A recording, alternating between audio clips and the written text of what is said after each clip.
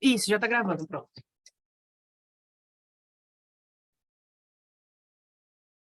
Mas já vamos deixar gravando da agora em diante? Já. Sim, mas eu posso cortar depois o início. Então podem conversar normalmente, que essa parte aqui eu corto.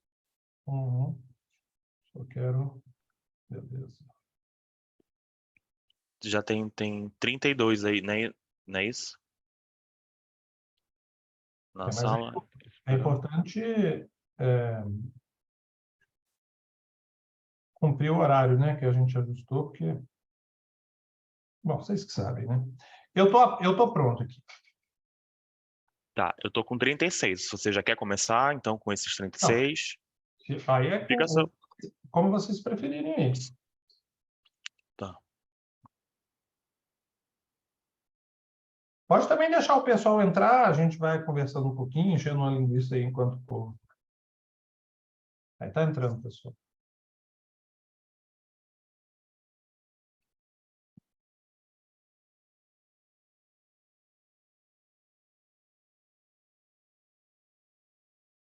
Bom, Rodrigo, vou deixar o início com você aí, quando você me der o sinal eu entro, tá bom? Tá joia. Obrigado, professor.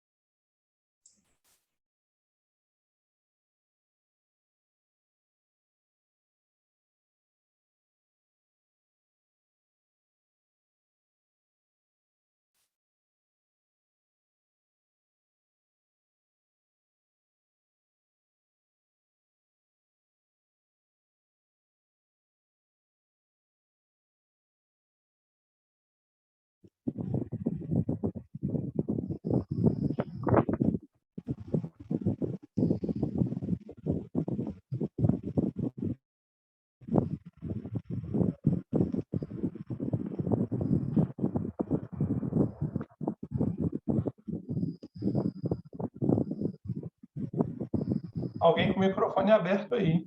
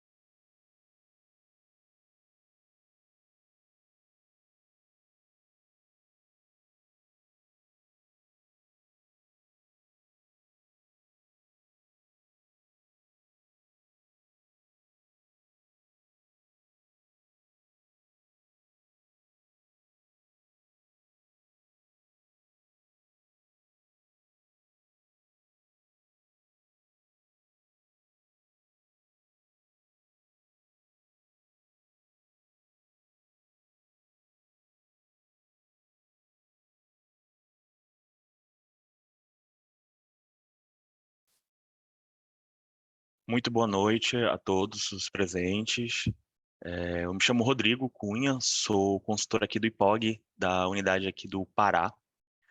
Quero desejar a todos uma boa noite. Sejam bem-vindos a essa palestra que o IPOG está disponibilizando aí para todos vocês. que será ministrada aí pelo nosso professor e coordenador também de nossos cursos aqui do IPOG, o Rodrigo Dias. Aproveitem, né, todo o conhecimento que o professor vai passar para todos vocês e compartilhem também as experiências e dúvidas.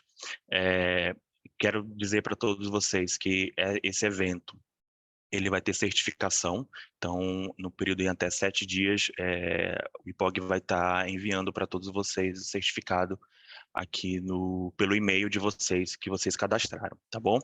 Então eu vou dar a palavra ao professor e qualquer dúvida, se vocês quiserem, tem o nosso chat para fazer as perguntas, ou caso queiram levantar a mão também aqui no emoji, podem ficar à vontade, tá bom? Professor, é com você, muito boa noite, boa palestra aí para todos. Obrigado, meu caro Rodrigo, meu xará. Bom, eu já estou acompanhando... Muito boa noite a todos que me ouvem. Eu estou aqui acompanhando no chat e já detecto a presença de alguns amigos, alguns ex-alunos. Por exemplo, eu vi aqui uma mensagem, eu não estou vendo ela, aliás, eu só estou vendo o Rodrigo, né? Mas eu vi uma mensagem aqui da Cláudia Maia, que foi minha aluna, e tem vários outros, né? E por isso eu quero agradecer a cada um de vocês, pela presença aqui hoje, em que eu fui convocado a falar sobre perspectivas de alteração, de mudança da legislação trabalhista, e perspectiva de mudança por conta do que a gente ouve, né? Quais são, principalmente, quais são as matérias que o governo federal, que está no início de mandato, tem anunciado que pretende modificar, né? Os temas que o governo federal pretende modificar. Evidentemente, não basta uma vontade tão isolada assim, é preciso que o Congresso Nacional esteja junto, etc. Mas nós bem sabemos que, na maior parte das vezes, e a própria lei da reforma trabalhista é uma forma de perceber isso, quando o governo, de fato, se empenha nesse sentido, normalmente costuma ser bem-sucedido, não é? De tal modo que, a mim parece que a gente tem, mais ou menos, de forma mais ou menos segura, que disciplinas são essas, que matérias são essas.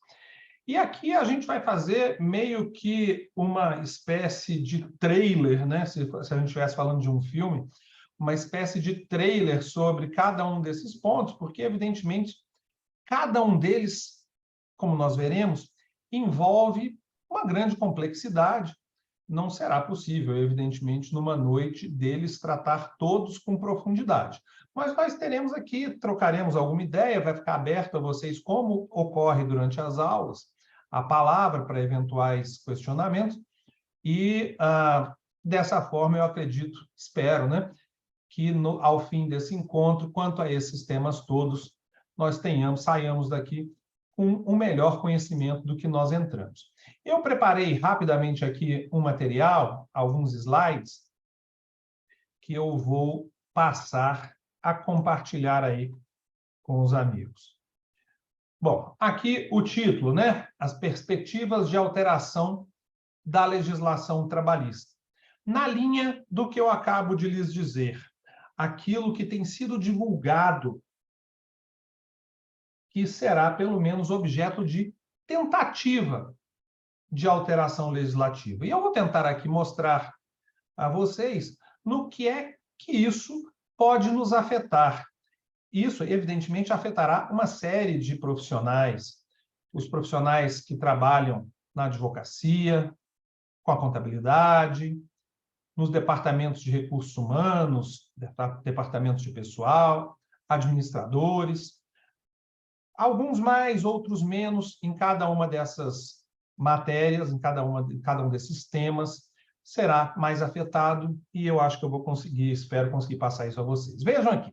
Aqui eu tracei um rapidíssimo roteiro, o resumo do que nós vamos falar essa noite, tá certo? Eu vou disponibilizar o material a quem desejar, de forma que você veja aí que eu coloquei 2 links de sites da internet que trazem a notícias de quais são esses pontos da legislação trabalhista sobre os quais o governo pretende promover alterações. Então, nós vamos aqui tratar muito rapidamente, alguns mais, outros menos, de 6 pontos. A ultratividade, já vou explicar o que é, né, o nosso primeiro ponto. A questão da contribuição sindical em vias de sofrer uma modificação bastante relevante. A questão da contratação eu digitei errado ali, eu vou corrigir antes de disponibilizar o arquivo, é contratação de trabalhadores por aplicativos. Obviamente, não é aplicadores por aplicativos, seria até um pouco ridículo, né? Então, contratação de trabalhadores por aplicativos, aí a gente está falando do pessoal do Uber e similares, né? Justiça gratuita, a questão da gratuidade judiciária, direito intertemporal, que é um tema que está na ordem do dia, vocês verão o quanto isso é importante. E, por fim, de uma maneira realmente muito rápida, e eu vou justificar o motivo, a questão do trabalho intermitente. Como eu já disse antes, em maior ou menor escala, para cada uma das profissões que eu imagino estejam aqui representadas por vocês, esses temas terão maior ou menor relevância. O primeiro deles, que eu vou começar a falar aqui com vocês, então, é a questão da ultratividade. Em algumas aulas, para algumas turmas, e é possível que haja algum ex-aluno meu aqui, que já tenha tratado disso comigo, que eu tenha tratado disso em aula. O que é a ultratividade? Eu imagino que todos vocês, advogados, pessoal de departamento pessoal, e, obviamente, para tudo, administradores, que vocês lidem com bastante frequência com acordos coletivos de trabalho e convenções coletivas de trabalho, ou seja, aqueles instrumentos oriundos da negociação coletiva, da negociação firmada pelo sindicato de empregados com um empregador ou alguns empregadores em particular, e aí nós temos o acordo coletivo, ou a negociação intersindical entre o sindicato de empregados e o sindicato de empregadores, de onde se extrai a convenção coletiva de trabalho. Qual é a questão aqui envolvendo a ultratividade? O prazo, a duração das convenções coletivas de trabalho. Porque, na verdade, o problema que nós temos enfrentado é relativamente ao prazo final de vigência de cada um desses instrumentos coletivos. Porque enquanto nós estamos com os instrumentos, com os acordos coletivos e as convenções coletivas de trabalho em vigor, não há muita dificuldade, sendo bastante franco, a tratar da sua aplicação. Para ser bem franco, é algo muito simples mesmo, né? É claro que algumas convenções, alguns acordos são melhor redigidos que outros, mas nós, de posse desses instrumentos coletivos, sabemos, ou devemos saber, como melhor interpretá-los, quais são os direitos que estão ali previstos e que devem ser observados pelos empregadores.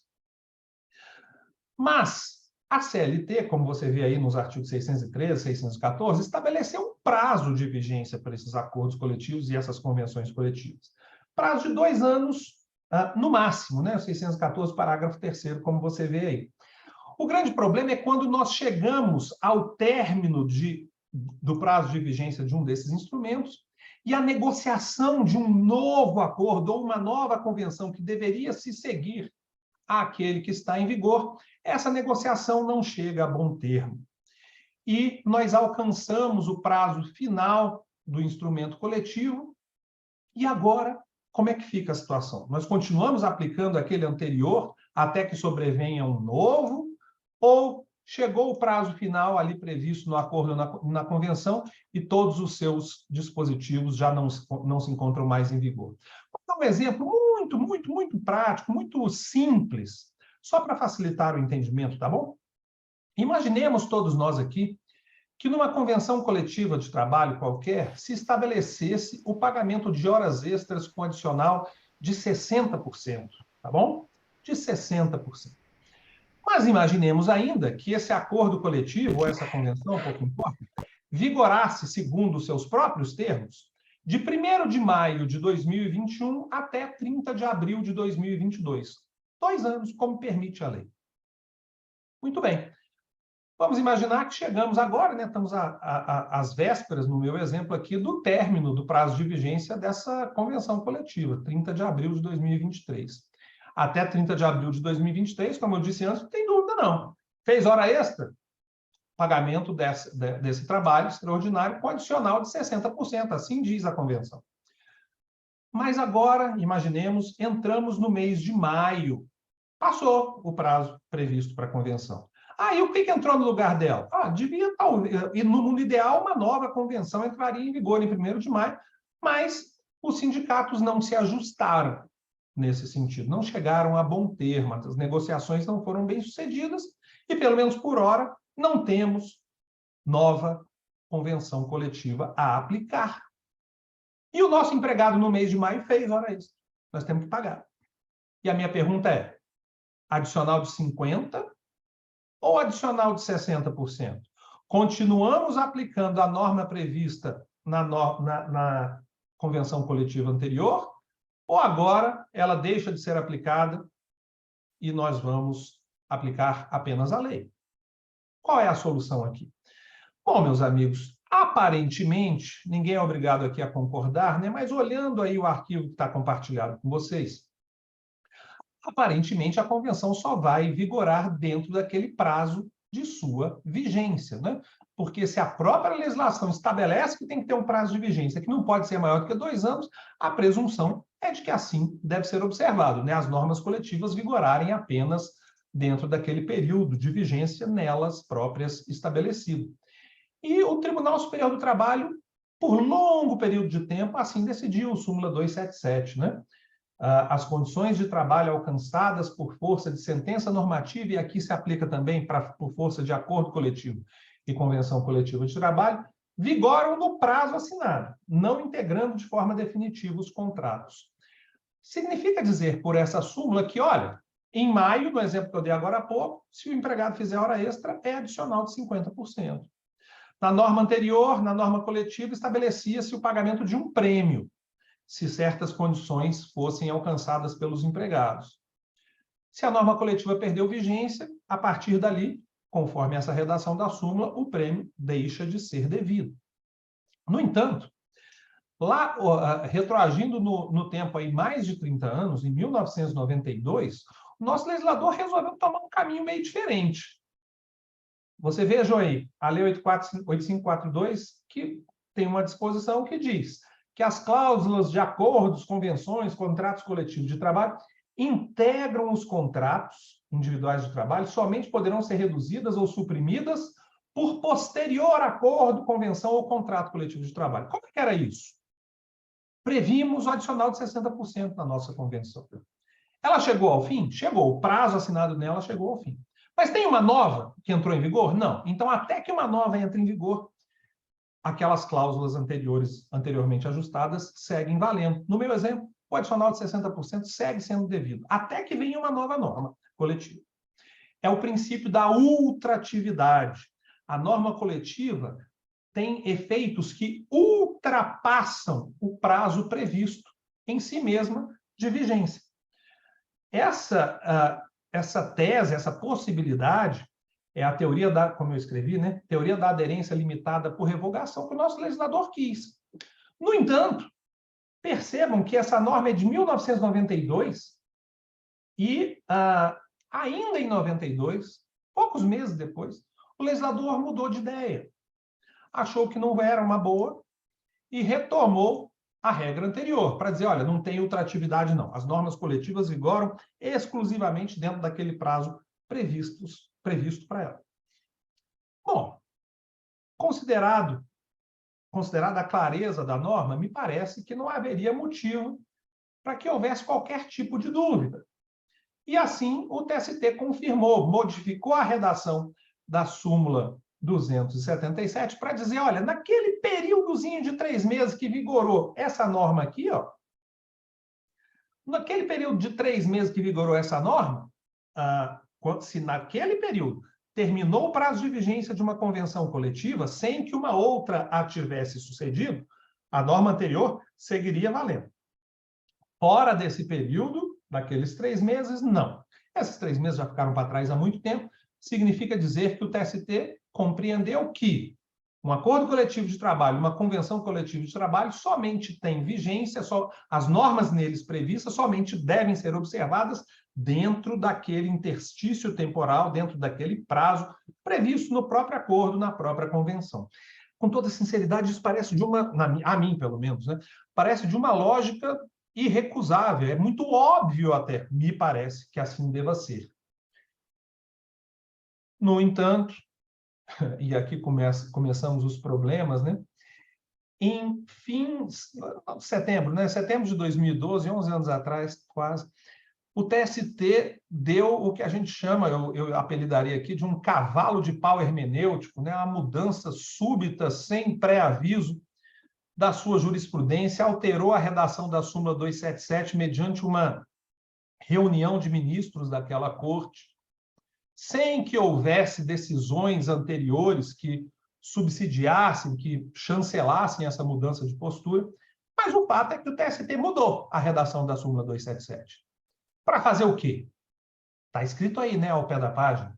As cláusulas normativas dos acordos coletivos ou convenções coletivas integram os contratos individuais de trabalho, somente poderão ser modificados ou suprimidos mediante negociação coletiva de trabalho. Esse é o princípio da ultratividade atuando com toda a força. Ou seja, meus amigos, vocês imaginem um acordo coletivo ou uma convenção coletiva que se aplique na sua empresa. O que o TST estava dizendo é, olha, quando chegar o prazo final desse acordo ou dessa convenção coletiva, se não tiver um outro acordo ou uma outra convenção que suceda este que está em vigor agora, no vácuo, né, não tiver nada, o acordo da convenção anterior continua valendo. E as empresas deverão continuar observando esse acordo, essa convenção anteriores. Alguns de vocês poderiam questionar, mas a lei não dizia o contrário? Na minha opinião, sim, a lei dizia o contrário, e por isso houve uma reação muito forte a essa jurisprudência do Tribunal Superior do Trabalho. Veja aí, reações contra a súmula 277, foi ajuizado no Supremo Tribunal uma ação direta de descumprimento de preceito fundamental, você veja aí, julgada há cerca de um ano atrás, em que foi declarada a inconstitucionalidade dessa súmula. O que o Supremo disse foi, olha, não tem ultratividade nem coisa nenhuma, não. Os instrumentos coletivos vigoram exclusivamente dentro de certo prazo. A discussão seguiu em frente, todavia, nós agora temos, agora não, né? Desde 2018, nós temos uma regra mais certa. A lei traz uma disposição mais clara, né? Por força de uma disposição da Lei da Reforma Trabalhista, que diz que não será permitido estipular duração de convenção coletiva ou acordo coletivo de trabalho superior a 2 anos, sendo vedada a ultratividade. E aí, meus amigos, acabou a discussão na lei. Está escrito, né? Sendo vedada a ultratividade, não há o que fazer. Significa dizer que, gostemos disso ou não, as normas, os direitos, os deveres previstos num acordo ou numa convenção coletiva só valem dentro daquele período, naquele espaço de tempo previsto, estipulado na própria convenção, no próprio acordo coletivo de trabalho. E por que eu estou falando tudo isso com vocês? Opa, desculpa. Porque agora o governo federal anuncia sua intenção de reinstituir na legislação trabalhista brasileira o princípio da ultratividade. Qual é a ideia aqui? De que seja colocada novamente na legislação uma regra segundo a qual, se ao término de um acordo coletivo ou de uma convenção coletiva de trabalho, nós não tivermos um outro acordo ou uma nova convenção que lhe suceda, que lhe siga, o acordo anterior, a convenção anterior, segue valendo até que uma nova negociação coletiva chegue a bom termo. Isso é bom ou será que isso é ruim? Né? Veja, o argumento que se tem usado para defender a reinstituição da norma, do princípio da ultratividade é a seguinte, os empregadores não estão querendo negociar mais. Porque na mesa de negociação coletiva, o empregador não quer negociar mais nada. Por que não quer negociar mais nada? Porque para ele, do jeito que está, tá bom. Se ele não negociar mais nada, vai terminar o prazo do acordo, vai terminar o prazo da convenção coletiva, os direitos previstos nesse acordo, nessa convenção, deixam de vigorar, e dali para frente, se não tiver um novo acordo, não tiver uma nova convenção, aqueles direitos ali previstos no acordo e na convenção não valem mais. O empregado terá direito apenas ao que está na lei. É uma interpretação possível, mas é uma interpretação arriscada, por duas razões, se não por outras. A primeira, vamos pensar o oposto agora? Imaginando que a ultratividade seja colocada na lei. Evidentemente que empregados e empregadores saberão disso quando estiverem negociando, não é? Eles saberão que um direito colocado na norma coletiva seguirá vigorando até que uma nova norma coletiva futura seja negociada e aprovada. O que vocês acham que o empregador pensará? A minha opinião é, o empregador não vai ceder nada a empregado nenhum na negociação. Por que não? Porque o empregador sabe que a economia de um país, principalmente, as relações sociais, jurídicas, elas variam muito ao longo do tempo. Existem momentos que o país está crescendo a olhos vistos e em outros momentos passa por crise, isso é algo sazonal. E o empregador saberá que, se conceder algum direito ao empregado numa negociação coletiva, aquele direito somente poderá ser suprimido no futuro com nova negociação. Se o sindicato de empregados não quiser negociar, aquele direito que foi concedido agora ficará eterno, perenizado. Para evitar isso, eu temo muito que os empregadores preferirão não negociar nada. É um risco grande que se corre. Mas a gente não tem controle sobre isso, não é? A gente não sabe, não influencia, não diretamente, né, na alteração legislativa. Então, é preciso, obviamente, que vocês, como eu menciono aí, façam o quê a partir de agora? Primeiro, acompanhar, estar atualizados quanto ao que acontece, né? É preciso ver qual vai ser a opção do legislador. Me parece, sinceramente, mais adequado deixar tudo como está. Porque não é verdade, me parece que não seja verdade, pelo menos, né? Que quando não tenhamos um acordo coletivo ou uma convenção coletiva em vigor, que o empregado esteja completamente desprotegido. Isso não é verdade. Por que não? Porque nós temos uma legislação trabalhista pródiga em direitos, uma legislação trabalhista minudente, de tal forma que, naquele período em que não estiver em vigor um acordo ou uma convenção coletiva, de toda forma, existe uma legislação trabalhista bastante protetiva a assegurar direitos de empregados. De qualquer forma, é preciso que se esteja muito atento à eventual alteração legislativa para que vocês saibam qual norma coletiva devem ou não aplicar. Como eu mencionei agora há pouco, se passar a reinstituição da ultratividade na nossa legislação, um acordo coletivo que preveja o pagamento de um prêmio, que preveja adicional de hora extras de 60%, ou pense aí na cláusula coletiva que lhe parecer mais adequada. Esse direito, essa norma, seguirá vigorando por prazo indeterminado até que uma nova negociação seja feita, modificando aqueles termos. Só que para uma negociação chegar a bom termo, é preciso que os dois sindicatos, ou então o sindicato de empregados e uma empresa, estejam de acordo. Se a negociação travar, o novo acordo não sairá, a nova convenção não sairá e aquela anterior seguirá valendo. Por isso, eu acho que é preciso tomar um certo cuidado, mas aqui não tem muito que nós possamos fazer, senão acompanharmos com lupa o que vai acontecer para poder bem aplicar isso no âmbito da empresa. E, é claro, independentemente de qualquer coisa, empregados e empregadores ficarem de olho na atuação dos seus sindicatos, né? Porque são eles que entabulam essas negociações coletivas, né? Tudo bem aqui, pessoal? É mais difícil saber da reação dos amigos, porque eu não, pelo menos não nesse momento, consigo ver ninguém que esteja participando aqui da nossa palestra, né? Estou vendo... Agora eu vejo a Ana Carolina, já melhorou. E a Thalita melhorou mais ainda, e o Carlos, só foi eu reclamando. Bom, eu quero entrar num segundo ponto. Como eu disse, aqui é um voo de pássaro, né? Vamos fazer algumas rápidas observações sobre alguns temas que têm uma boa chance de a gente trombar aí com mudanças legislativas. E uma delas, que é praticamente certa, isso vai acontecer mais tempo, menos tempo, é a questão da contribuição sindical. Ou imposto sindical, se você quiser, minha cara Thalita, Vitória, Ana Carolina, Carlos. O que eu quero dizer com isso? Até 2017, lei da reforma trabalhista, vocês devem se recordar, todos os empregados eram obrigados, se fossem filiados a sindicato ou não importava.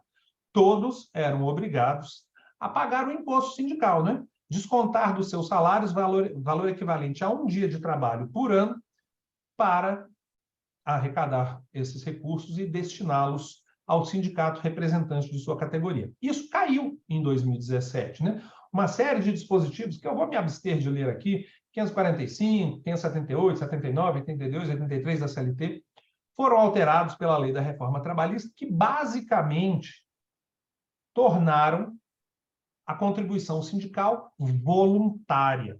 Voluntária.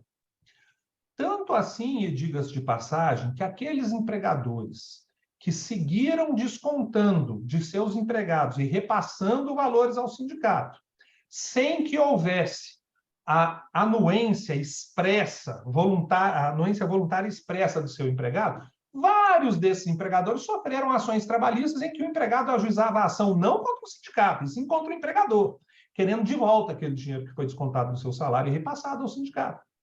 Em todas as aulas que eu tenho dado nesse período, eu sempre tenho dito, não desconte e repasse esses valores dos empregados ao sindicato sem a autorização expressa, claro, por escrito, do empregado, porque o risco é grande de depois esse empregado ir a juízo, o empregador ter de ressarci-lo de tais valores.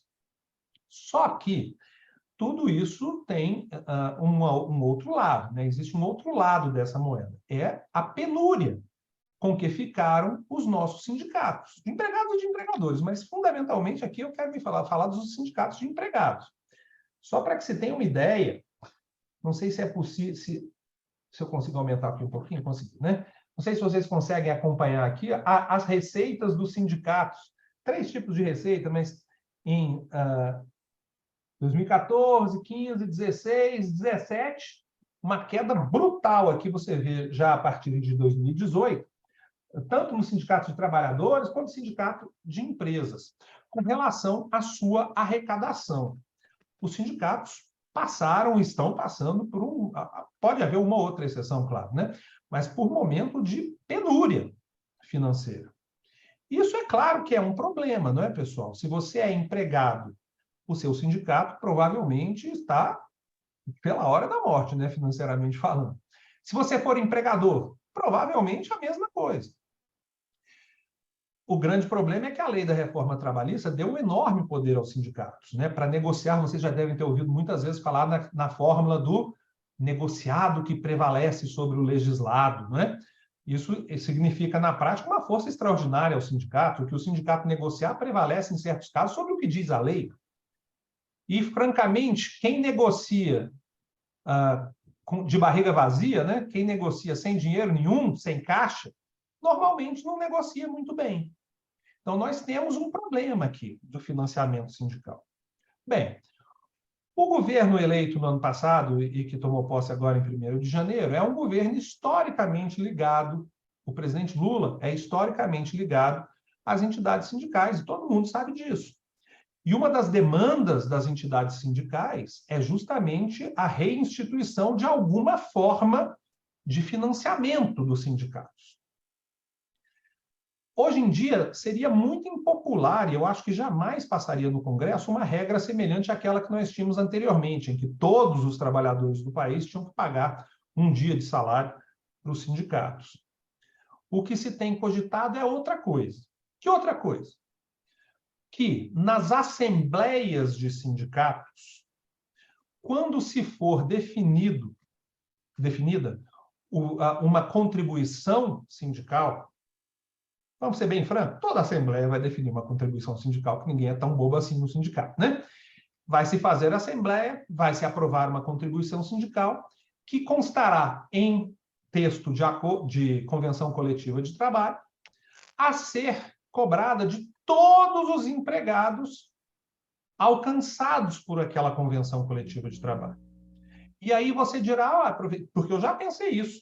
Mas então fica na mesma, em vez de descontar um dia de salário, pode ser até pior, né? Porque o valor cobrado a título de contribuição sindical constante na convenção coletiva pode ser até superior a um dia de trabalho, a um dia anual de trabalho, a depender do que for negociado ali, aprovado na convenção coletiva.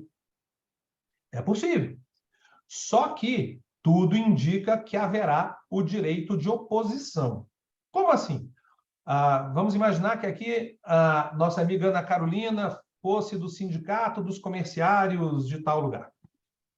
E na convenção coletiva do sindicato dos comerciários ajustou-se que anualmente cada um dos comerciários do estado tal pagará ao sindicato o valor equivalente a R$250. É pesado, né? Todo comerciário pagar isso ao sindicato. Pois é. Mas imaginemos a Ana Carolina não está de acordo, não.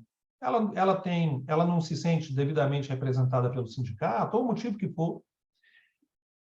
Tudo indica que o que nós teremos é o direito de o empregado recusar-se, o direito de ele manifestar-se expressamente, no sentido de se recusar a essa contribuição. Diga-se de passagem, é isso que o Supremo Tribunal Federal, talvez não precise nem de lei, o Supremo Tribunal Federal está, neste momento, com um julgamento em curso, em que só falta um voto para que esse entendimento já seja válido. Então, vocês aí de departamentos de pessoal, fiquem atentos, porque é muito provável que comecem a aparecer convenções coletivas de trabalho com previsão de descontos para empregados e para empregadores em benefício de seus sindicatos. Será que isso vai acontecer mesmo? Vamos pensar juntos aqui, meu amigo Carlos. Eu sou do Sindicato dos Empregadores e o amigo é o representante lá do Sindicato de Empregados. Nós estamos negociando aqui, certo? E eu quero que os empregadores, as empresas, contribuam para o meu sindicato, né? Afinal de contas, eu preciso de uma fonte de recursos. Você, meu amigo Carlos, dirigente do Sindicato de Empregados, também quer uma fonte de recursos para o seu sindicato. Será que nós vamos colocar na nossa convenção coletiva uma contribuição obrigatória, uma contribuição sindical em benefício meu e seu? Qual é a dúvida? Não é claro que nós vamos fazer isso. Esse é o acordo mais fácil do mundo de fazer, né? Nós dois estamos querendo a mesma coisa. Só que talvez os nossos representados não fiquem tão felizes, né? Nem todo mundo quer contribuir para o sindicato. Então, haverá o direito de oposição. E aqui é que mora o perigo, né? Se a nossa amiga Ana Carolina não quiser contribuir para o sindicato, como é que ela vai externar esse direito de oposição? No mundo ideal, que é o que eu espero que aconteça, ela vai fazer uma declaração escrita e entregar ao seu empregador dizendo, olha, eu não quero. Então, você não repassa ao sindicato. Dessa forma, nós ficaremos muito mais próximos da necessária voluntariedade da contribuição sindical. Mas qual é o meu temor? Que na convenção diga que o direito de oposição deve ser exercido junto ao próprio sindicato, em manifestação pessoal junto ao sindicato. Aí a Ana Carolina quer ir lá no sindicato para dizer, olha, eu não quero não.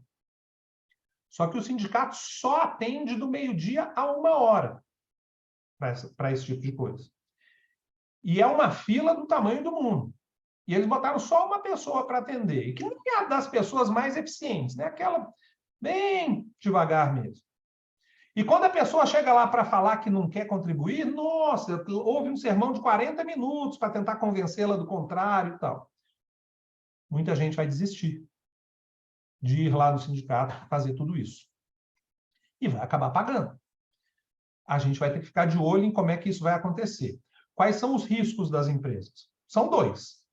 Uma vez previsto em norma coletiva a contribuição, se eu fosse empregador, eu pegaria por escrito a declaração de cada empregado, no sentido de estar ou não em conformidade com esse recolhimento, e, a depender da resposta, faz o repasse ou não.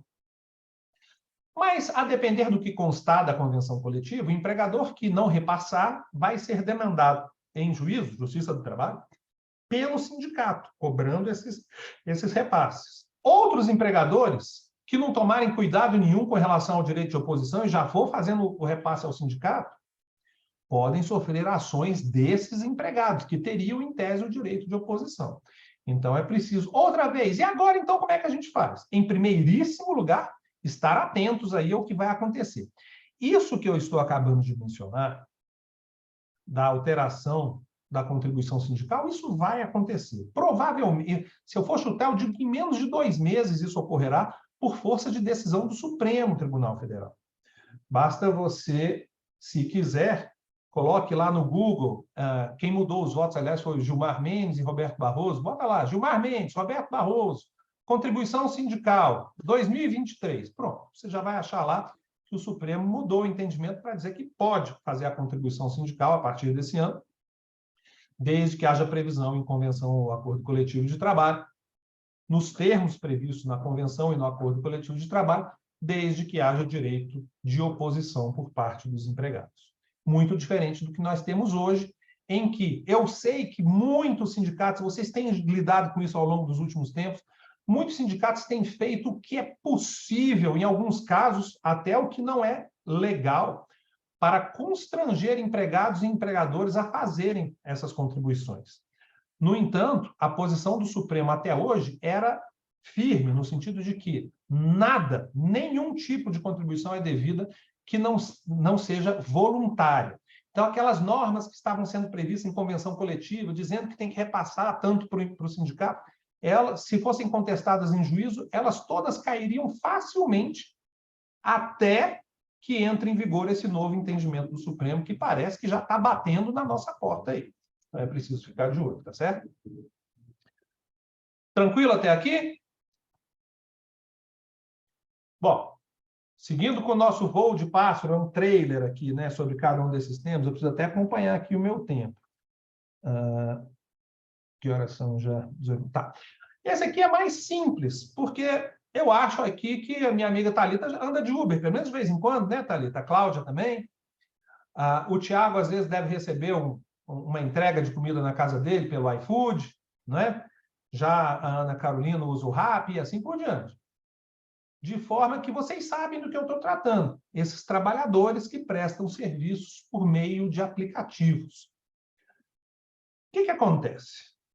Hoje, existe uma enorme discussão na Justiça do Trabalho. Eu não sei se essa discussão tem a mesma intensidade fora da Justiça do Trabalho, mas uma enorme discussão sobre a natureza do vínculo entre esses trabalhadores e esses aplicativos digitais, essas empresas, Uber, etc. Há quem entenda que são empregados. O motorista do Uber seria empregado, por exemplo. O entregador do iFood seria empregado, por exemplo.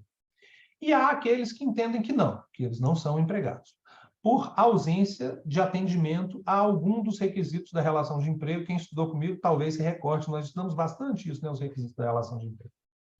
É uma matéria difícil mesmo, complexa mesmo, tanto assim, botei aqui interpretações divergentes, né? Tanto assim que o Tribunal Superior do Trabalho está absolutamente rachado em relação a essa matéria. Estamos aguardando uma decisão do Pleno do TST com relação à posição final daquela corte, porque realmente, se o TST nos der um indicativo mais seguro, a gente já sabe onde que a gente está pisando. Mas, por enquanto, nós não temos isso. E talvez, pelo que se anuncia, o governo federal, o Poder Executivo, venha atuar nessa matéria e se sobreponha ao que o TST julgará, porque a anunciada e alardeada intenção governamental é a de regular o trabalho por aplicativos, e eu sei que vai parecer esquisito agora, porque eu sou juiz de trabalho, mas eu vou explicar. Eu temo que essa regulamentação implique pura e simplesmente reconhecimento de vínculo empregatício. É possível? É possível, né? Alguns ministros, algumas turmas do TST entendem já isso hoje, né? Que tem vínculo. Por que eu temo que assim seja? Pessoal, a amostra que eu tenho, os casos que eu tenho, eu acho que ele é uma má amostra. Não me parece que reflita exatamente a realidade. A minha realidade não é a realidade do país como um todo. Eu vivo numa bolha. Como assim? Eu não entendi, né? Alguém dirá. Eu só pego as ações, as relações que deram errado, em que algum problema aconteceu. Se tudo der certo, não chega na Justiça do Trabalho. Os trabalhadores em aplicativos, pelo menos uma boa parte deles, como você pode ver aí na sua tela, não sei se você consegue ler aqui, eu vou aumentar um pouquinho para você ler essa notícia aqui. Muitos desses trabalhadores, eles não querem o vínculo de emprego. Vejam lá, o Alcarve consultou as 2 maiores entidades de trabalhadores por aplicativos do país, tal e tal, mas somente a primeira se posicionou. Segundo o presidente, os motoristas não querem nada parecido com a CLT, pois temem perder a autonomia. Diz ele, a CLT nos obrigando a cumprir horários e a fazer toda e qualquer corrida, mesmo sem nos sentir confortáveis. Claro, né, o empregado é subordinado, né? Se as ordens forem listas, tem que seguir. As plataformas e o governo não nos oferecem segurança para trabalhar dessa maneira. O que nós queremos é ter direitos previdenciários, mas preservando a nossa autonomia, opina fulano de tal. E tem mais alguns links aqui que vocês podem consultar se desejarem. Houve um caso recente na Espanha, que eu trago aqui, uma lei espanhola aprovada no ano passado que obriga empresas de aplicativos a contratarem entregadores, causou escassez de mão de obra, já que muitos preferem permanecer autônomos e trabalhar para rivais que desrespeitam o regulamento, disse o Uber Eats em tal dia. O que acontece, meus caros? Vocês, principalmente os amigos aqui, administradores e integrantes de departamentos de recursos humanos, têm que saber fazer conta, né? Empresário sabe fazer conta, ele visa lucro.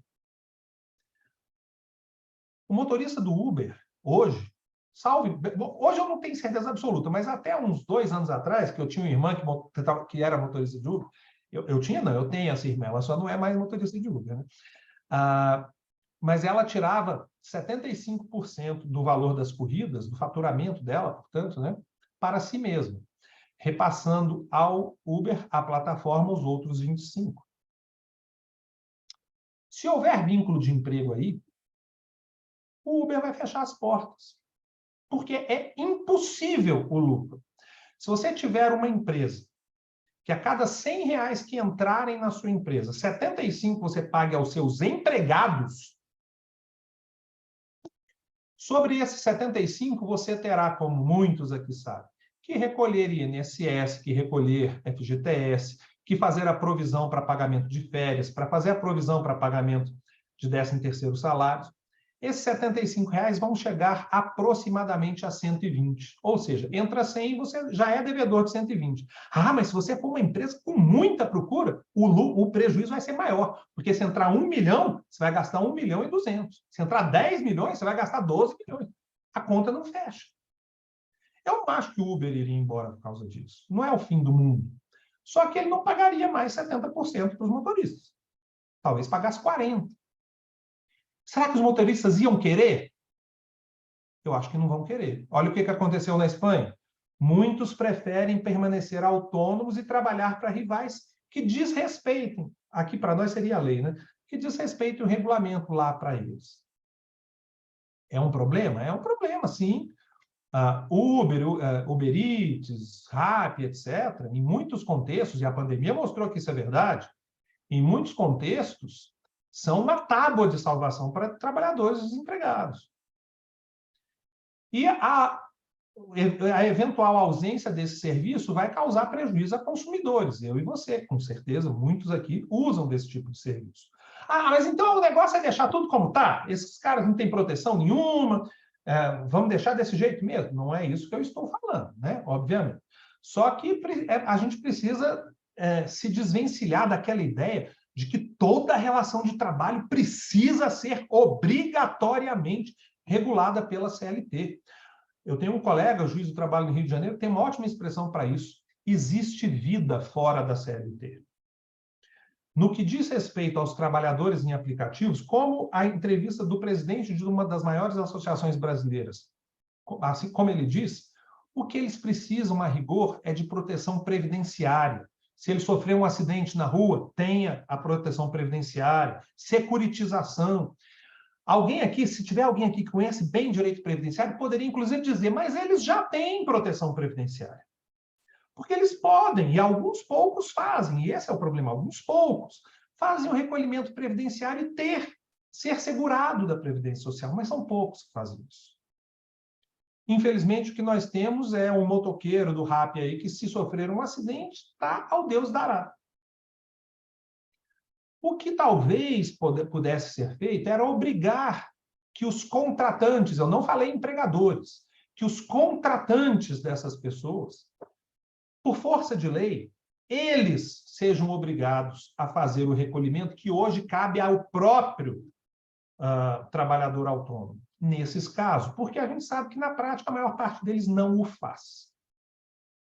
Mas, outra vez, é preciso ver qual vai ser a regulamentação que o governo trará. Porque, por hora, apenas fala que precisa regular. Precisa regular, ok, precisa regular, mas de que jeito? Se for reconhecendo o vínculo de emprego, eu temo muitos problemas. Nós vamos ter uma perda de atividade dessas empresas que prestam serviços via aplicativos, é o que me parece ocorrerá. O quarto tema para tratar com vocês, esse aqui eu não vou perder tanto tempo, não, porque me parece que o governo está meio desatualizado, com todo respeito nesta parte. Porque o presidente, não é o presidente Lula junto, né? Mas é porque tem o pessoal da área trabalhista, do Ministério do Trabalho, que tem anunciado a intenção de reinserir plenamente a gratuidade judiciária, a justiça gratuita na Justiça do Trabalho. Quem é da Justiça do Trabalho, como eu, reage assim. Oi? Como é que é?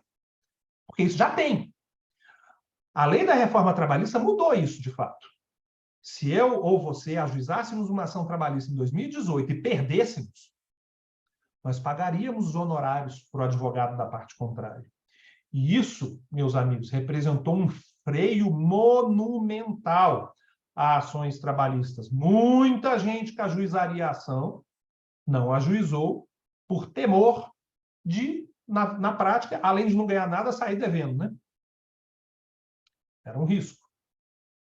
Mas isso caiu por decisão do Supremo Tribunal Federal.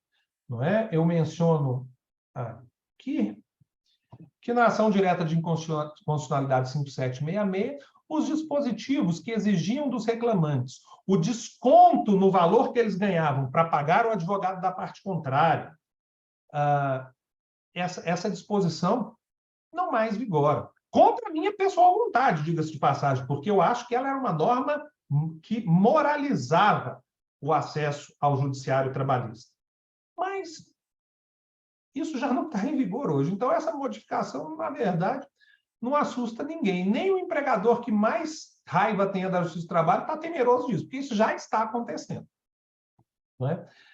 Bem, o grande problema, dentre todos, na minha visão, e isso vale para qualquer empresa, de qualquer área, é a questão do direito intertemporal. Hein? Meus amigos, a lei da reforma trabalhista entrou em vigor em 11 de novembro de 2017.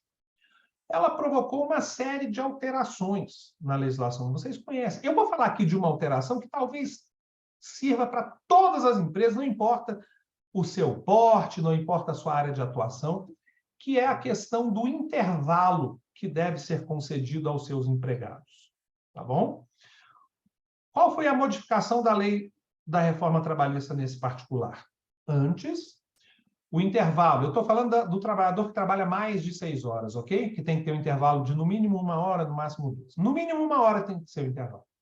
Antes da lei da reforma trabalhista, se a empresa de qualquer um de vocês aqui, se a empresa aqui da minha amiga Cláudia, desse a ela, Cláudia, um intervalo de apenas 40 minutos, tinha que dar 1 hora, mas deu só 40. E agora? O que a lei dizia? Que a empresa teria que pagar a Cláudia valor equivalente a quanto tempo? A 1 hora inteira. 1 hora inteira. Mais 50%, o adicional de 50%. E isso tem natureza salarial, então isso se reflete em uma série de outras parcelas. E com a lei da reforma trabalhista? Mesma situação. A Cláudia tinha que ter 1 hora de intervalo, teve 40 minutos. Qual é a disposição que está em vigor hoje? A empresa vai pagar a Cláudia o quê? 20 minutos, que é o quanto falta para completar a hora, e não a hora inteira, com o adicional de 50%, com natureza indenizatória, ou seja, não reflete em parcela nenhuma. Faz diferença prática? Faz muita diferença prática, né, pessoal? Convenhamos. Se é boa a modificação, se é ruim a modificação, é uma outra conversa, que a gente pode até ter aqui rapidamente. Nesse caso particular, o empregado perdeu? Perdeu. A Cláudia receberia, naquele dia que ela tirou só 40 minutos de intervalo, 1 hora inteira, e agora vai receber só 20 minutos. Ela receberia esse valor com 50%, com reflexo em uma série de outras parcelas, porque era salário, natureza salarial. Hoje, a natureza indenizatória não tem reflexo nenhum. Ela perdeu. O empregado perdeu. Perdeu? Claro que perdeu. Só que eu acho que é o justo aqui. Porque quem tem que dar 1 hora de intervalo e dá 40 minutos, que foi o meu exemplo, não pode receber a mesma condenação do que um outro que dá 5 minutos ou que não dá intervalo nenhum. Quem dá 50 minutos de intervalo pagar 10 minutos, e quem dá 10 minutos pagar 50 minutos, me parece justo, correto, equânime. E quanto à natureza que era salarial e virou indenizatória, olha, com toda franqueza, é claríssimo que essa parcela tem natureza indenizatória. Mas isso aqui eu não vou discutir agora. Eu acho que o que estava errado era antes. A lei da reforma, nesse particular, prejudicou o empregado, mas me parece mais justo. Independentemente de você concordar com isso ou não, o grande problema é a questão do direito intertemporal, porque nós estamos discutindo, infelizmente, nesse momento, junto ao Tribunal Superior do Trabalho, se para aqueles empregados contratados antes da lei da reforma trabalhista, antes de 11 de novembro de 2017, se para eles não se aplica, se para eles se aplica já a lei da reforma ou se para eles aplica a lei anterior. Vamos imaginar, só por hipótese, que na empresa aqui da minha amiga Thalita tem um rapaz que entrou lá em 2016 e está trabalhando até hoje. Normal, né? Está 7 anos trabalhando lá.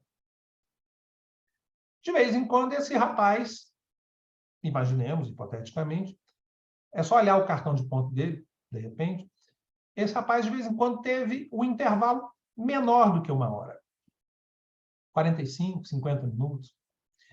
E aí a empresa que a Thalita trabalha, ou que para a qual presta serviço, foi lá e pagou a ele. Ah, deu 45 minutos de intervalo? Está aqui, eu estou te pagando os outros 15 que faltou. Deu 50 minutos? Está aqui os 10 que faltou, e etc.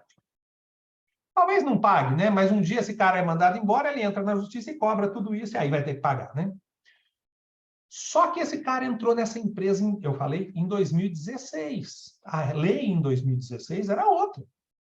Tem que pagar a hora inteira, com adicional de 50% e reflexos em tudo. Se isso passar, se esse entendimento prevalecer, haverá um passivo trabalhista enorme para as empresas. Na minha visão, isso está errado, porque a nova lei apanha a todos, diz o artigo 912 da CLT, o 2035 do Código Civil, mas, vocês podem ver aqui, eu acho que isso é tão óbvio que até pus um tá na cara aqui, né? Mas eu devo estar errado, sabe? Porque vocês veem aí o anúncio de que o órgão do TST que vai decidir isso, em fevereiro passado, aprovou que a lei da reforma trabalhista não pode ser aplicada para piorar os contratos em curso em 11 de novembro de 2017. Mas, por não ser esse o atual entendimento das turmas tais, a decisão final será do Tribunal Pleno, ou seja, o Pleno do TST, 27 ministros do Tribunal Superior do Trabalho decidirão essa questão. Vamos esperar. Se acontecer de eles disserem, olha, para quem foi contratado antes de 11 de novembro de 2017, a lei da reforma trabalhista não se aplica, não. Essa é uma decisão que, além do ponto de vista jurídico me parecer equivocada, do ponto de vista econômico é uma tragédia. Porque o que as empresas vão fazer, meus amigos, é privilegiar, na hora de mandar embora, quem foi contratado antes de 11 de novembro de 2017, que é o empregado mais caro. Se ele não tem um intervalo, a empresa gasta mais do que o outro, que foi contratado depois e não tem um intervalo. Lembre-se, eu dei um exemplo lá do intervalo. Eu vou falar o pior de todos na minha visão. Talvez vocês se lembrem disso, já falei em aula, das horas in itinere. As horas in itinere, elas acabaram. O tempo que o empregador que leva o empregado para o serviço, pega o empregado em casa, leva para o serviço, leva de volta, quando o empregador se localizar no local não servido por transporte público, esse tempo gasto dentro desse transporte integrava a jornada de trabalho, virava hora extra. Isso caiu em 2017. Mas, dependendo do que for decidido agora, se esse empregado foi contratado antes do dia 11 de novembro de 2017, ele terá direito à hora in itinere até hoje, nunca deixou de ter esse direito. Olha o passivo trabalhista que essa empresa arrumou, a depender do entendimento que for sufragado lá no TST. A empresa vai querer ficar com um cara desse? Se ela tem que pagar 2 horas extras por dia só para levá-lo para o serviço. É melhor mandar esse cara embora e contratar um outro, porque o novo não precisa pagar isso. Não tem muita lógica, mas nós estamos com esse perigo aí e é preciso acompanhar o que será decidido pelo TST no particular. E para encerrar, o último tópico é para encerrar porque eu vou falar pouquíssimo sobre isso. Pouquíssimo. E explico. Me refiro ao contrato intermitente, previsto aí no 443, parágrafo 3º da CLT. Por esses dias, eu estava conversando com 3 colegas juízes do trabalho e eu me dei conta, perguntei, eu nunca julguei, Rodrigo, nunca julguei um caso, uma reclamação trabalhista envolvendo trabalho intermitente, nenhuma vez. E perguntei para 3 colegas esses dias lá na mata, vocês já julgaram isso? Não, ninguém. Esse troço não está chegando na Justiça do Trabalho. Se não está chegando na Justiça do Trabalho, provavelmente está dando certo. Pode até estar sendo pouco usado, mas quando é usado, deve estar dando certo, porque não chega na Justiça do Trabalho. Quando dá errado, chega. Bom, de tal modo que a minha opinião particular é que não devia mexer, já que no que não está dando problema, a gente não mexe. Porque tem tanta coisa dando problema que deveria ser modificado que toda a nossa energia podia ser canalizada para isso. Mas já que aparentemente pretende se mexer nisso, é preciso ver como que isso vai acontecer, né? Porque se começarem a fazer o que de vez em quando eu leio na imprensa, que é a pretexto de proteger o trabalhador intermitente, começar ali a assegurar uma pleitora enorme de direitos, o que vai acontecer é a figura vai dar errado. O empregador não vai querer contratar, porque o único motivo que tem um empregador hoje para contratar um trabalhador intermitente ocorre naquelas situações em que o empregador perceber que é vantajoso. Essa regulamentação que a gente tem hoje é vantajosa, então eu vou contratar. Do contrário, nós vamos voltar à situação anterior. Como é que era antes de 2017? Eu lhes falo, sem medo de errar. Um restaurante que precisasse... Alguém está com... obrigado. Um restaurante, por exemplo, o caso clássico de necessidade de um trabalhador intermitente. Um restaurante que tem um grande movimento, sexta, sábado e domingo. Grande movimento. Mas de segunda a quinta-feira, tem quase ninguém lá. Sexta, sábado e domingo, eu precisaria de 5 garçons. De segunda a quinta, 2 já dão e sobra. Eu vou contratar 5 garçons, na tua carteira de 5 garçons, deixando 3 sem fazer nada de segunda a quinta-feira? Eu não vou fazer isso. O que eu fazia? Contratava 2, com a carteira assinada. Na sexta, no sábado e domingo, tinha 3 caras que faziam um bico lá, nesse restaurante. Sem registro nenhum. Tudo quanto é restaurante era assim. Esse bico se tornou o trabalho intermitente. Se o trabalho intermitente deixar de ser atrativo, vai virar bico de novo, com vários problemas, porque o bico um dia vai na Justiça do Trabalho buscar reconhecimento de vínculo normal de trabalho. De tal modo que acho que no que não está dando problema é melhor não mexer. Uma boa dose de realismo jurídico seria conveniente aqui. Para todos esses temas que eu falei muito rapidamente aqui hoje, eu reconheço que foi muito rápido, mas senão não daria tempo, né? Eu já estou aqui há 1 hora. Para todos esses temas, deixa eu fechar aqui rapidinho, o que se precisa, obviamente, a gente falou aqui hoje sobre todos eles, muito de passagem, né? Como eu disse, foi um voo de pássaro, né? Estamos olhando lá de cima, mas não descemos ali para ver os detalhes. Mas para ver os detalhes e ver a influência que isso tem no dia a dia do trabalhador, no dia a dia da empresa, aí a gente precisa, além de acompanhar para e passo o que está acontecendo nos tribunais e no Congresso Nacional, como eu tentei mostrar aqui hoje, é preciso acompanhar a jurisprudência, etc. E por esse motivo, esse é um dos motivos pelos quais eu fui convidado para estar aqui hoje com vocês, meus amigos. Muitos aqui já foram meus alunos em um ou outro curso anterior. Alguns, inclusive, foram alunos do curso Hora do curso Hora em Curso, né? Do curso que está aí previsto, que é o de Compliance Trabalhista e Legislação Previdenciária. Perdão, me fugiu na hora o nome. Que nós recentemente atualizamos o conteúdo dele, né?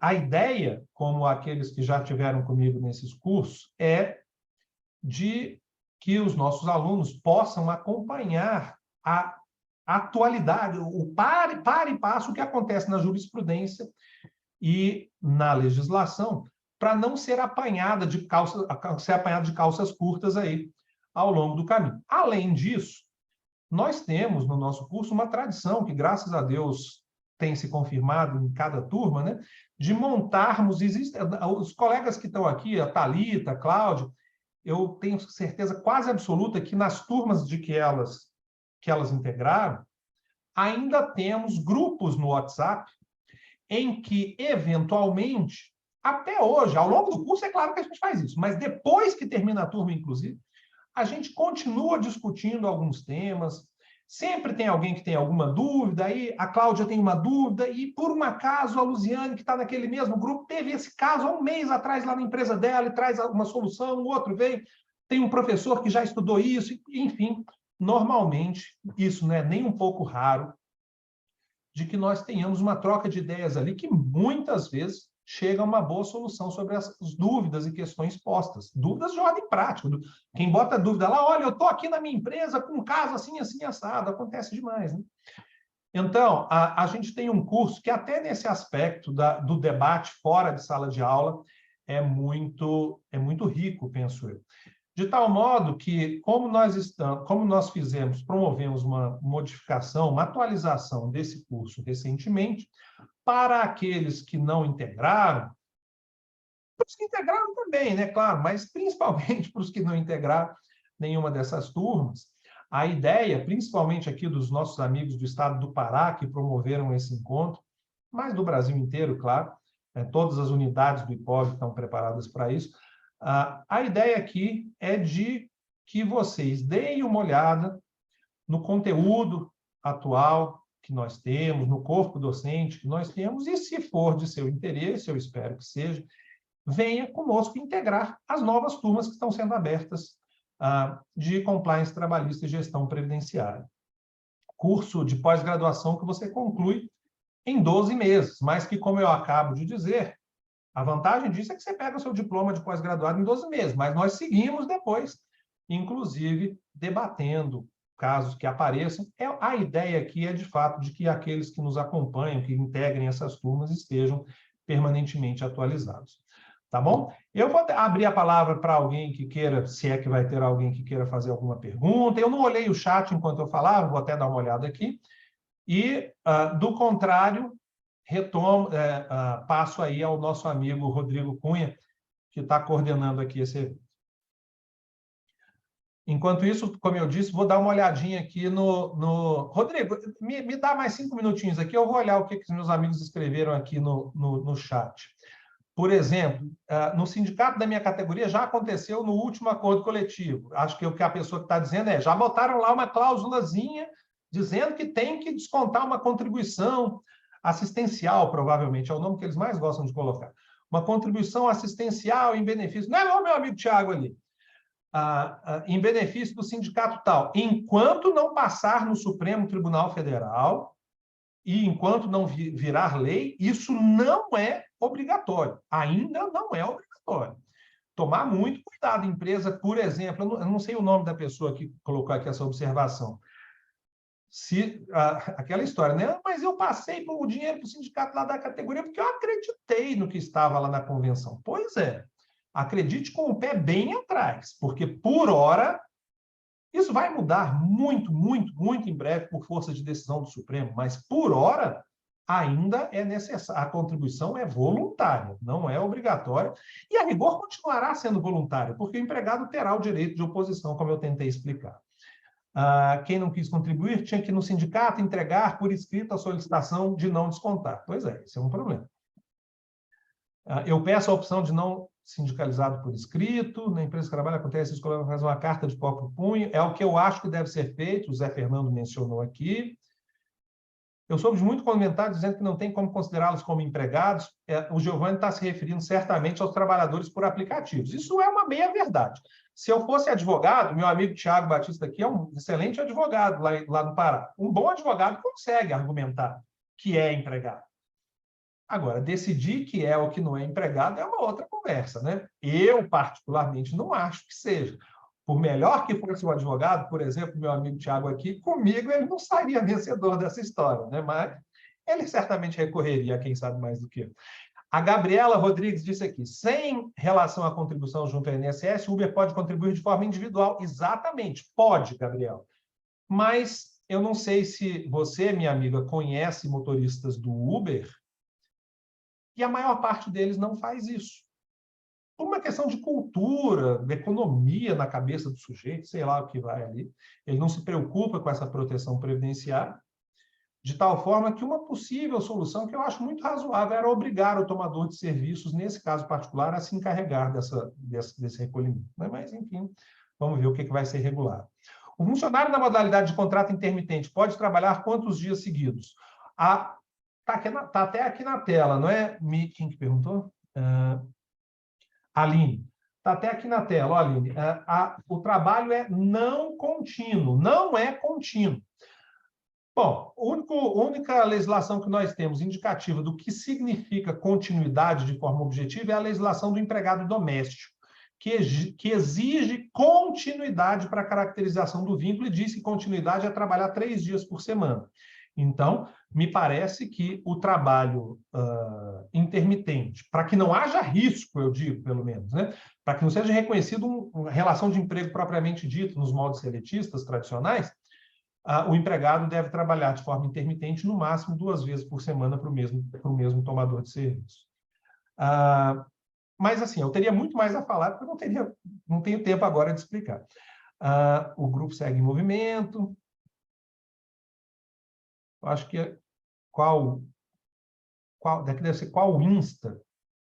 Os grupos de debate são feitos, são integrados pelos alunos de cada uma das turmas e esses grupos funcionam no WhatsApp, né? Quer dizer que, por último, se o motorista que quiser, com a legislação atual, pode ser MEI, ele é contribuinte individual.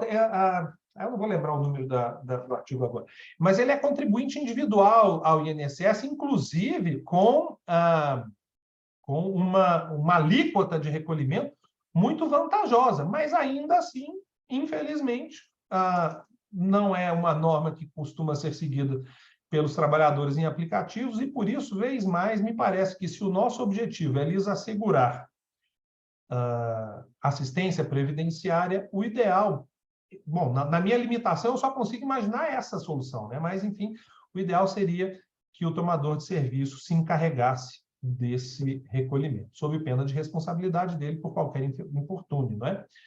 Bom, ao longo desse tempo, 2 colegas levantaram as mãos pela ordem. Primeiro a Ana Carolina. Pois não, minha querida, prazer te rever. Diga lá. Prazer revê-la também, professor. Boa noite a todos.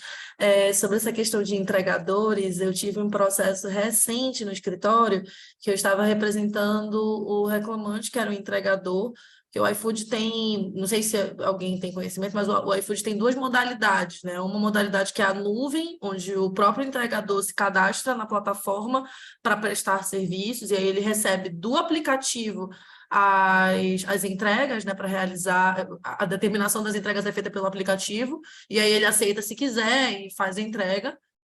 E existe uma modalidade que chama OL, que é intermediada por um operador logístico, que é uma empresa, um CNPJ, que presta serviço para o iFood, e o iFood como tomador de serviço, e o entregador trabalha para essa OL. Então, a OL que determina quais são as entregas, se ele vai ter intervalo, ele determina a zona que o cara vai trabalhar.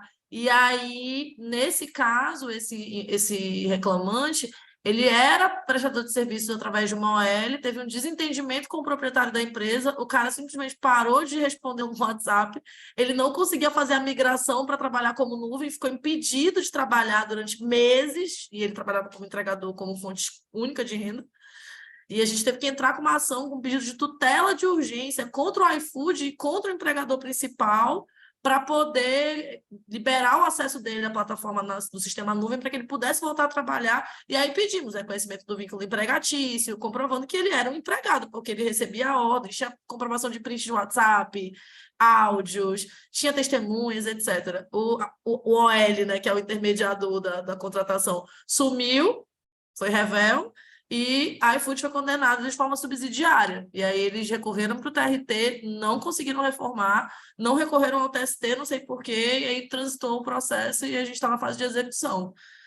Pois é, Ana, isso que você chama de OL, esse intermediador, uma pessoa jurídica que necessariamente tenha que intermediar a prestação de serviço a essas plataformas, é um sistema que o Uber adota em Portugal, por exemplo. Né?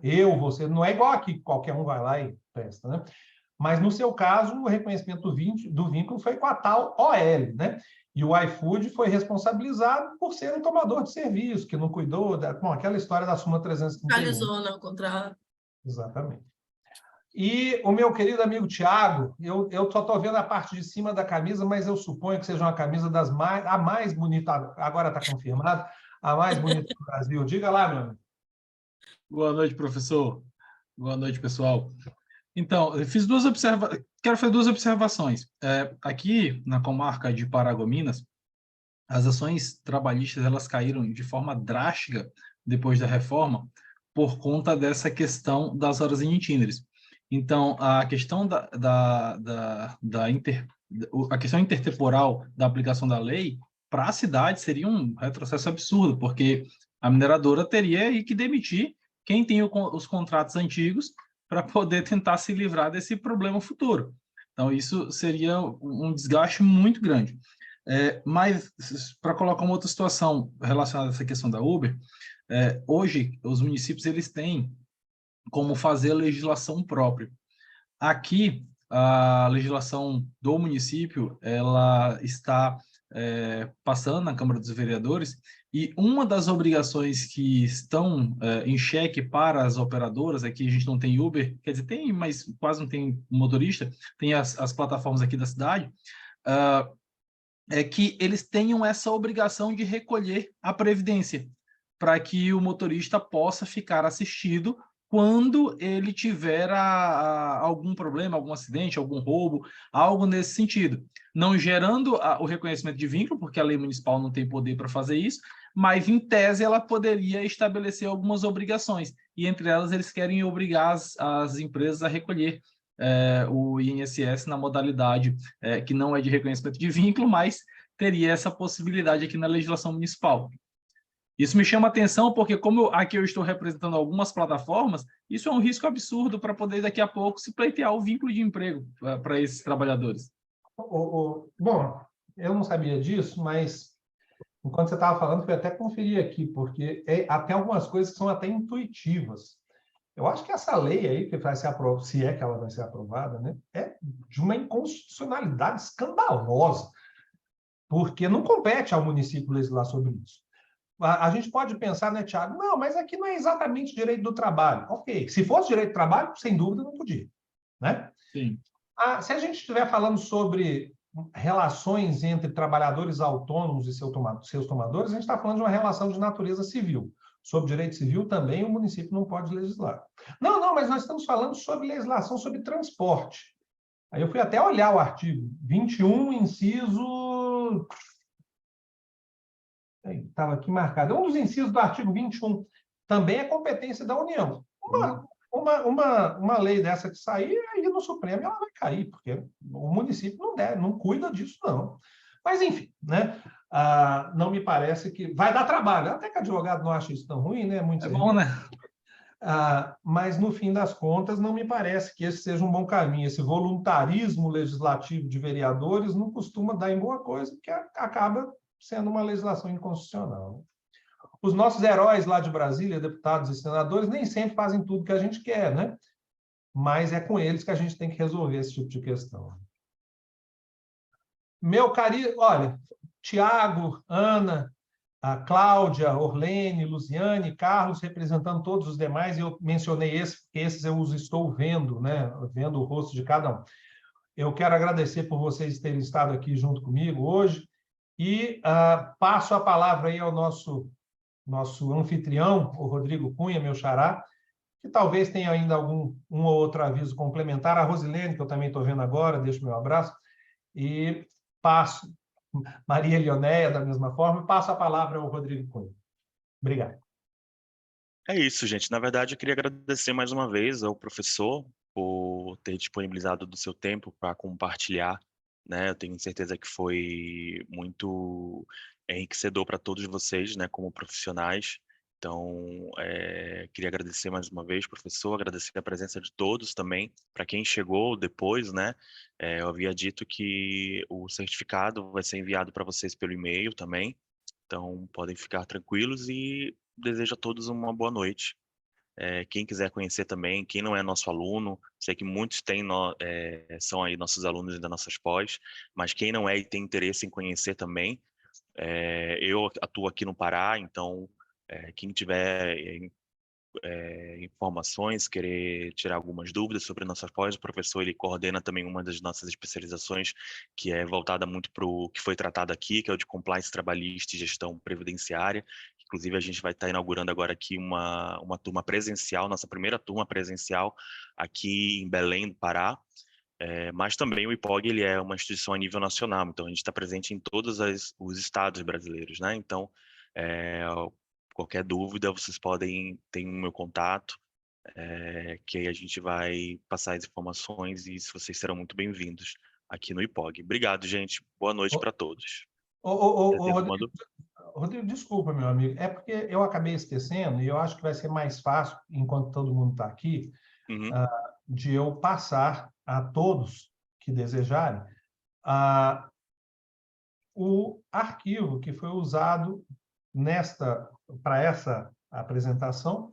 Quem quiser, eu acabei de colocar, espero que tenha chegado aí, acabei de colocar aí no chat, tá bom?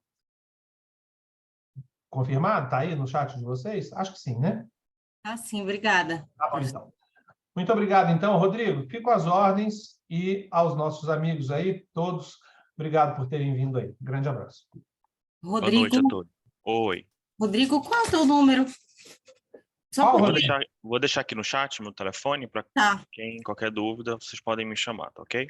Tá, beleza. Obrigada. Um abraço.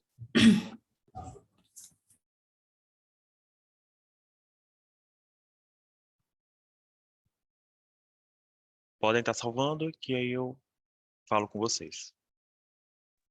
Rodrigo, esse número é seu WhatsApp também? Isso, WhatsApp. Tá, eu vou estar entrando em contato com você depois, amanhã, né? Porque já tá tarde também, você precisa descansar.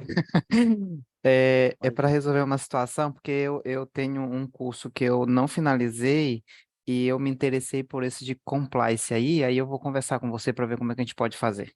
Tá joia, Carlos. Pode me chamar amanhã. Somos Tá, dois, ok, Carlos. obrigado. Você não finalizou, não, Thiago? Então, olha, quem sabe a gente pode estudar junto de novo? Vamos ver. Bora ver. Tchau, tchau, gente. Boa noite. Tchau, tchau, boa noite.